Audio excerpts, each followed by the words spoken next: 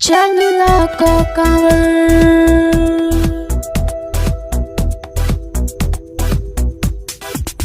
चलला का कांवर भोला बाबा के दर चलला का कांवर भोला बाबा के दर झारखंड नगरिया के देवघर शहर चलला का कांवर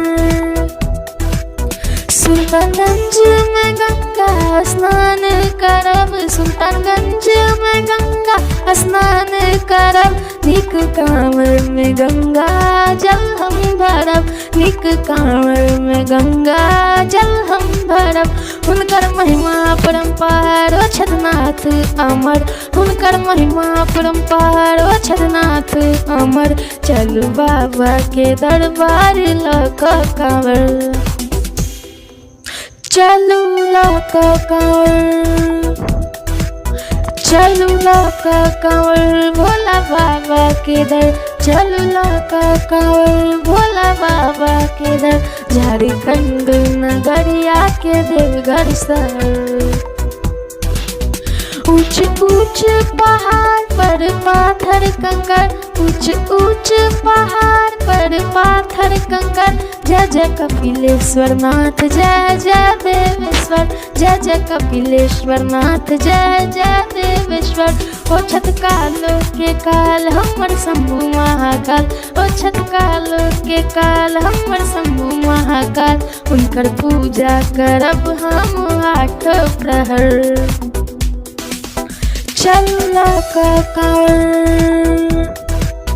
चलला का कांवर भोला बाबा के दर चलला का कांवर भोला बाबा के दर झारखंड नगरिया के देवघर शहर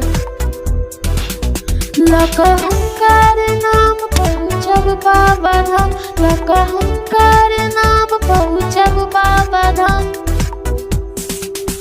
पूजा करब हुनका हम करब प्रणाम पूजा करब हम हुनका हम करब प्रणाम करू दर्शन बाबा के